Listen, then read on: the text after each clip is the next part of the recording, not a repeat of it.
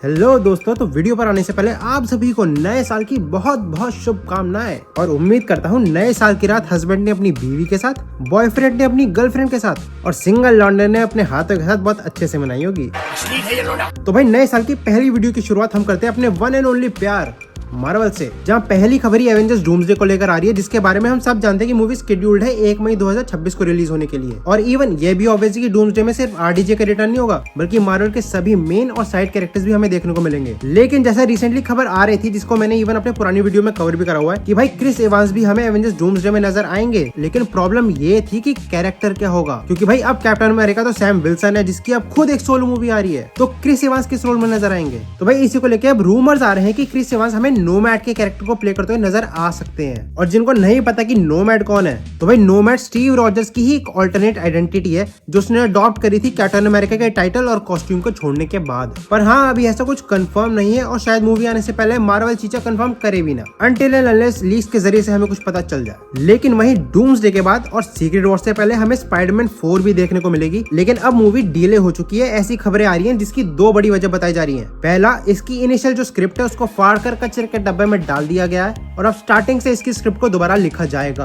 और दूसरी वजह है टॉम हॉलैंड और जेंडाई की डेट्स, क्योंकि जैसा हमें पता है कि स्पाइडरमैन 4 की शूटिंग 2025 में स्टार्ट होनी थी, लेकिन ये दोनों उसी टाइम बिजी रहेंगे क्रिस्टोफर नोलन की नई मूवी की शूटिंग में, तो इसी वजह से डेट इश्यूज भी काफी आ रहे थे। बाकी डीले के अलावा रिपोर्टेडली ये भी सामने आ रही है कि मार्वल स्टूडियोज और सोनी दोनों चाहते हैं कि स्पाइडरमैन 4 एक टीम अप फिल्म हो डेडपुल और वुल्वरीन की तरह, ताकि जो गर्दा बॉक्स ऑफिस पर डेडपुल और वुल्वरीन ने उड़ाया था साथ मिलकर, उसी तरीके का गर्दा ये लोग फिर से उड़ाना चाहते हैं, जिसके लिए ये लोग टोबी मैगवायर और एंड्रयू गारफील्ड को वापस लाना चाहते हैं स्पाइडरमैन नो वे होम की तरह। और भाई क्योंकि डायरेक्टरों के माई बाप क्रिस्टोफर नोलन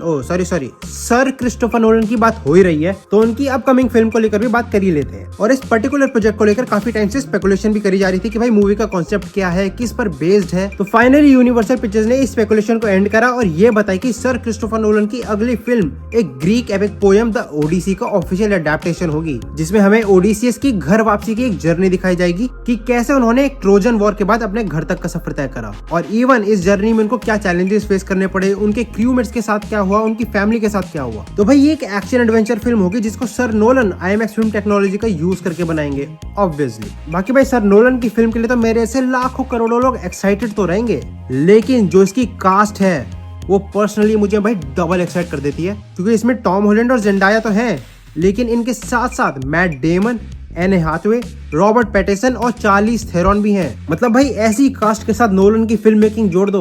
ओए होए होए, प्योर ऑर्गेज़म। बाकी मूवी की प्रोडक्शन जैसे बोला जा रहा है 2025 में स्टार्ट हो जाएगी, जिसको हम 17 जुलाई 2026 से थिएटर्स में एक्सपीरियंस कर सकते हैं। तो ध्यान से कैलेंडर मार्क कर लेना। फिर भाई मार्वल के बाद अब डीसी को भी थोड़ा छेड़ ही लेते हैं, मतलब खबरों को छेड़ लेते हैं। तो भाई जेम्स गन की सुपरमैन मूवी के बाद इस डीसी यूनिवर्स की सेकंड फिल्म सुपर गर्ल होगी, जो रिलीज होगी 26 जून 2026 को, जिसमें मिली एल्कॉक, जिनको भाई आपने हाउस ऑफ द ड्रैगन्स में देखा होगा, तो वो इस मूवी में हमारी गर्ल ऑफ स्टील होंगी। और जेम्स गन ने रिसेंटली कंफर्म भी कर दिया कि मूवी की शूटिंग जनवरी 2025 में स्टार्ट हो जाएगी। बाकी भाई ये जो प्रोजेक्ट है वो अडेप्टेशन है 2022 में लॉन्च हुई comic book series super girl women of tomorrow का, और इवन मूवी का टाइटल भी यही होने वाला है। फिर भाई एक इंटरव्यू में क्यानू रीव्स से जॉन विक 5 के बारे में सवाल पूछे गए कि क्या हमें 5th पार्ट कभी देखने को मिलेगा, तो इस चीज का क्यानू भैया ने दो टुक जवाब देते हुए बोला कि भाई उनका बड़ा दिल तो कर रहा है जॉन विक 5 बनाने का, लेकिन उनके घुटने, उनका शरीर अब शायद जॉन विक का इंटेंस एक्शन का प्रेशर झेल ना पाए। बाकी भाई एज फैंस हम तो चाहते हैं इस फ्रेंचाइज को आगे बढ़ते हुए देखना, पर शायद ऐसा होने के चांसेस काफी कम लग रहे हैं एज ऑफ नाउ।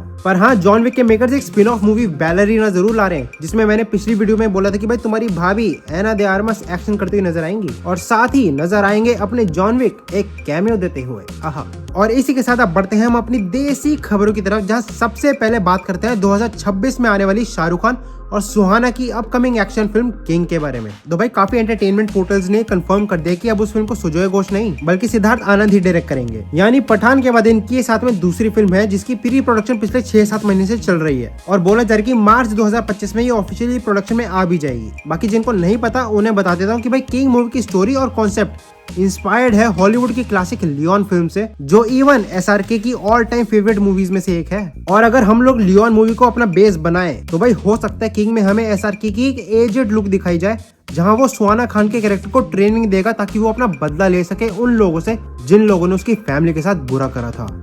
मतलब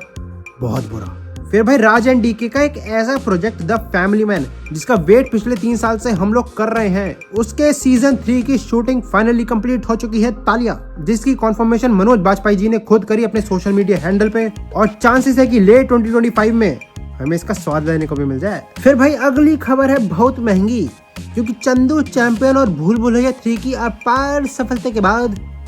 कार्तिक आर्यन के भाव बढ़ गए हैं। जहां भैया वो धर्मा प्रोडक्शन के अंडर एक रोम कॉम मूवी करने वाले हैं जिसका टाइटल है तू मेरी मैं तेरा तू मेरी भैंस की आंख, जिसके लिए ध्यान से सुनना, जिसके लिए कार्तिक को 50 करोड़ मिल रहे हैं। हालांकि हमें उससे क्या कितने भी मिले, हमारी जेब में थोड़ी जा रहा, लेकिन दिक्कत ये है कि जब मूवी का बजट ही 150 करोड़ है तो एक बंदे को तुम 50 करोड़ कैसे दे सकते हो। पर देखो दे रहे हो ठीक है, लेकिन मूवी अच्छी बना लेना, क्योंकि रोम कॉम जॉनर की अच्छी मूवीज की बड़ी भारी मात्रा में कमी चल रही है देश में। और इस मूवी की लीडिंग एक्ट्रेस कौन है इसको लेकर भी अभी कोई कंफर्मेशन नहीं आई है, पर रूमर्स ये कह रहे हैं कि भाई अपनी किसी गर्ल किस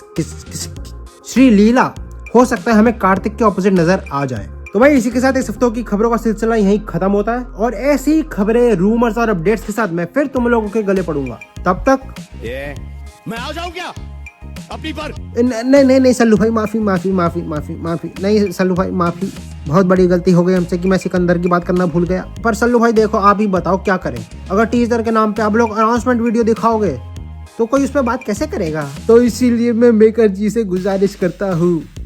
कुछ काम का हो तो दिखाओ, वरना गांड